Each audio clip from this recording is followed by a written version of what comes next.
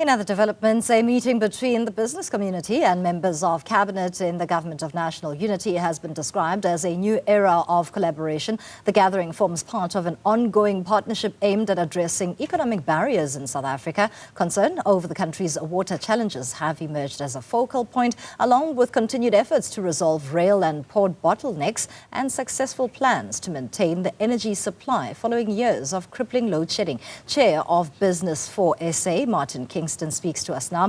Thank you so much for your time, Mr. Kingston. Let's start with what has emerged as top priority for South Africa's economic growth path from this gathering. Well, good afternoon, Tumisang. What is clear is that we've recommitted ourselves to the partnership, which was started about a year ago. We had a very constructive meeting with the President and his cabinet colleagues yesterday, covering the three areas that we've been focusing on, as you said: energy, transport and logistics, and crime and corruption. And we know that without those enablers, we're not going to achieve the sort of 3% growth that we require if we're going to address unemployment. And particularly, we're very mindful of the unemployment figures that have come out in the last 24 hours, which have focused our attention on the need to deal with that. And in the case of energy, obviously, we reported back that we've seen real and material progress in addressing load shedding over 140 days. Now, without load shedding, we think we've turned the corner. Many other issues to be addressed. We've seen the implementation of structural reforms starting to take shape and indeed benefit the economy more broadly. We have a challenge, obviously, with transport and logistics. Transnet is underperforming, and we brought that very sharply into focus at the meeting yesterday. Transnet's board and the chief executive were present at the meeting, as was the Minister of Transport. But all of this is in terms of constructive support, expertise and skills and experience being harnessed and made available by business to support government in these critical initiatives, including, as I mentioned, crime and corruption as well. Now, turning the tide for a positive growth path in this country is, of course, going to be dictated by policy frameworks and, as you've rightfully indicated, the structures that are within the economy that are going to see that turning of the tide. How different is it now in terms of this partnership between business and the state now that we are under GNU? Well, the GNU was represented. It wasn't just ANC cabinet members who were present.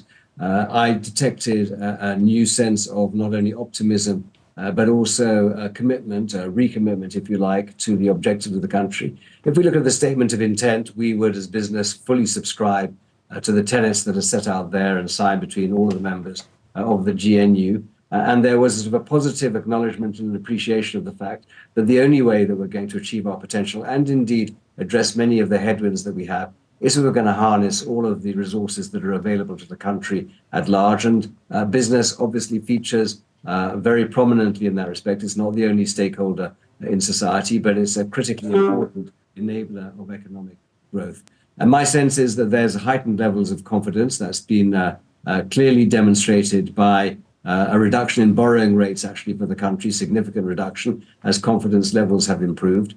A recommitment, as I said, to structural reform. As you indicated, without structural reform, we're not going to ensure that all of these areas of focus, the three that I mentioned, but there are others as well, can be put on the right path, the right trajectory, where we can crowd in investment, where we can address deficiencies in the need to maintain and improve infrastructure that exists to serve the population at large. All of those issues were discussed at length yesterday, with an agreement that we need to continue to prioritize. We need to focus our attention on a limited number of areas for intervention. And once we've got traction, and if we've got the resources that are available both within government and business, then we'll broaden the remit and the focus if that's appropriate at the time. Lastly, what is business not willing to accept, especially because the construct of a GNU at a political level is quite diverse? Well, we're not going to accept a situation, and we're very clear about this, where we move away from the principles that are absolutely critical to informing that progress. And that includes, if you like, fiscal prudency, and living within our means as a country. The Minister of Finance has been consistent about that, as I said, an ongoing commitment to structural reform. If we were to deviate from that path, that would be a problem for us. But we, by the same token, need to recognize that we need to respect the independence of the state, the autonomy and the responsibility to be able to put in place the requisite policies. We can contribute to that, but we need to stay within our own lane as business. And in that context, I have no doubt that business acknowledges the role of government, but equally it was clear yesterday that the government in its new form under the GNU is clear that it can utilize and leverage the support the business is prepared to provide and has already provided over the past 12 months. Thank you so much for your participation in this discussion. That's Martin Kingston, Chair of Business for South Africa, talking to us about the meeting that the business community had with members of the GNU cabinet.